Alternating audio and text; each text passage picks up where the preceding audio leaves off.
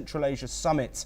The meeting brings together Xi and the leaders of Kazakhstan, Kyrgyzstan, Tajikistan, Turkmenistan and Uzbekistan. The leaders will focus on expanding cooperation in trade, infrastructure, the digital economy, green energy and regional security, building on the success of the first summit in Xi'an 2 years ago. This meeting aims to advance economic integration and partnership under the Belt and Road Initiative. Discussions will include regional highways, pipelines and connectivity projects that have strengthened ties. Guo Jiakun, a Chinese Foreign Ministry spokesman, highlights the significance of President Xi's visit. Let's have a listen to what he said. 第二届中国中亚峰会即将举行，各国元首将共同擘画未来合作新蓝图，开辟共建“一带一路”更广阔的空间，推动构建更加紧密的中国中亚命运共同体。 Well, amid the global uncertainties, the summit provides a platform to deepen trust, coordinate on regional challenges and promote shared development goals. This cooperation is key to enhancing stability and prosperity in Central Asia and building a closer China-Central Asia community. The summit also includes bilateral meetings between President Xi and Central Asian leaders. Well, joining us to discuss this summit and its ramifications amid the growing uncertainty globally is Ross Feingold, a political analyst who is joining us from Taipei. Ross, as always, thank you for joining us this evening. What's the significance of this meeting? Many people may not have heard of this summit before, and also taking place amid global uncertainty, tariff tensions, and of course the G7 summit. Well, one of the significant things is that it shows China is going to invest its time and its prestige in alternative multilateral forums to the usual big ones. When I say the usual big ones, I mean organizations like the World Trade Organization, for example, or even the Shanghai Cooperation Organization, which Russia is a participant in, and China has been a leader in as well for many years. But China has a lot of influence at international organizations, whether the WTO or a lot of the UN organizations.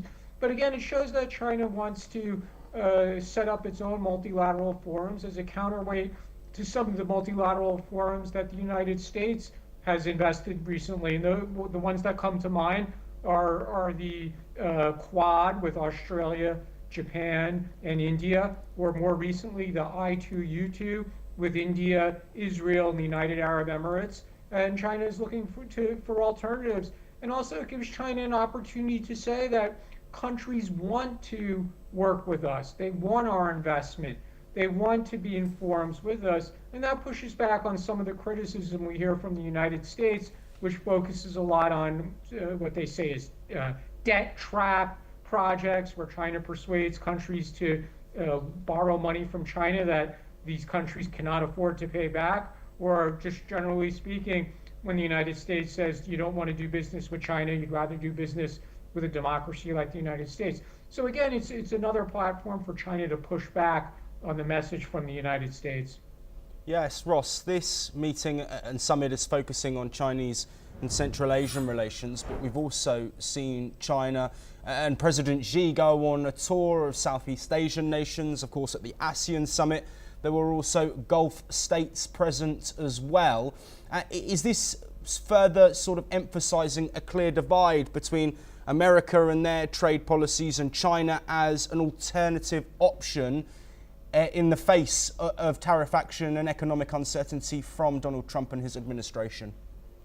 Well, again, I think it shows that China is putting a lot of effort into setting up alternative platforms. And you mentioned its presence at the ASEAN GCC, the Gulf Cooperation Council, China Summit just a few weeks ago. So China is really becoming heavily invested in these alternative platforms. Look, there's always going to be some countries that are going to play both sides. And some of the Southeast Asian countries are very good at that. Some of the Central Asian countries still have close relations with Russia, probably won't have close relationships with the Trump administration because it's not a part of the world that he seems to be very focused on at the moment.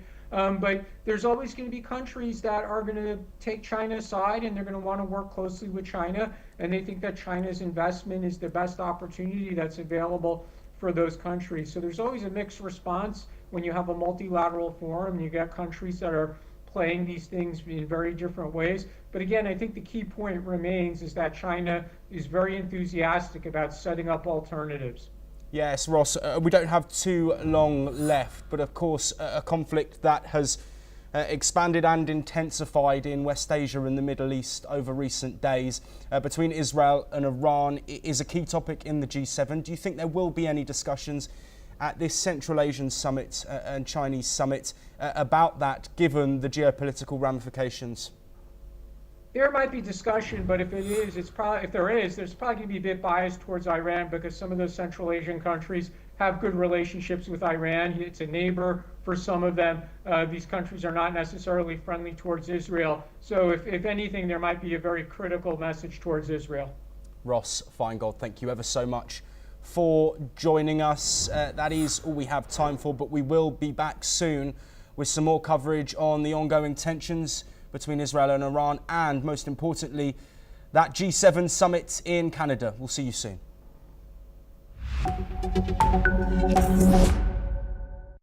I'm Megha Sharma, and I'm in these gorgeous locales of Canada.